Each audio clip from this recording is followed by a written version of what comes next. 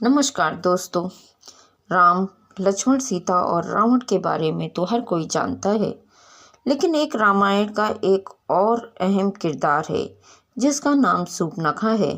कहा जाता है कि अगर सूर्पनखा न होती तो रामायण भी नहीं होता, क्योंकि रामायण का पूरा युद्ध लक्ष्मण द्वारा सूर्पनखा की नाक काटे जाने के बाद शुरू हुआ था। सूर्पनखा के बारे में बहुत कम जानकारी मिलती है। आइए जानते हैं सूर्पनखा से जुड़ी कुछ अनसुनी कहानियों के बारे में। राक्षस के परिवार के होने की वजह से सूर्पनखा को अपना भेष बदल लेने की शक्ति प्राप्त थी। वो अपने चेहरे के रंग के साथ साथ अपनी आवाज़ भी बदल लेती थी।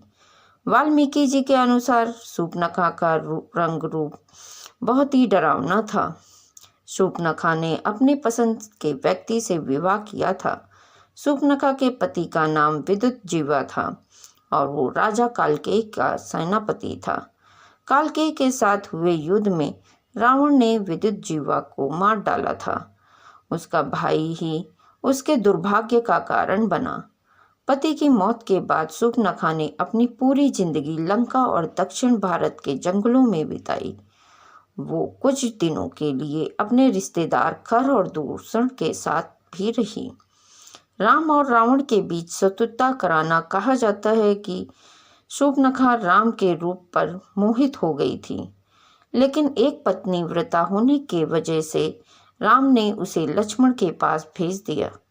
लक्ष्मण भी एक पत्नी व्रता थे, इसलिए उन्होंने भी सूर्पनखा को अपनाने से इनकार कर दिया। गुस्से में आकर सूर्पनखा ने सीता पर हमला करने की कोशिश की, जिससे बाद में लक्ष्मण ने उसकी नाक और कान काट दिए। हालांकि एक कहानी ये भी है कि पति के मारे जाने के बाद वो अपने भाई रावण से बदला लेना चाहती थी, लेकिन उसे रावण की शक्तियों का एहसास था। जब उसने राम के पराक्रम के बारे में सुना तो रावण से बदला लेने की उसकी इच्छा फिर से जाग उठी।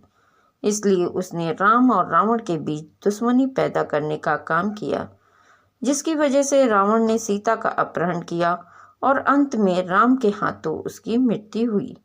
कहा जाता है कि राम और रावण की मौत के बाद सूर्पनखा विभीषण के साथ लंका में ही रह गई। कुछ सालों के बाद सूर्पनखा और उसकी सौतेली बहन कुंभनी समुद्र के किनारे मृत अवस्था में पाई गई थीं।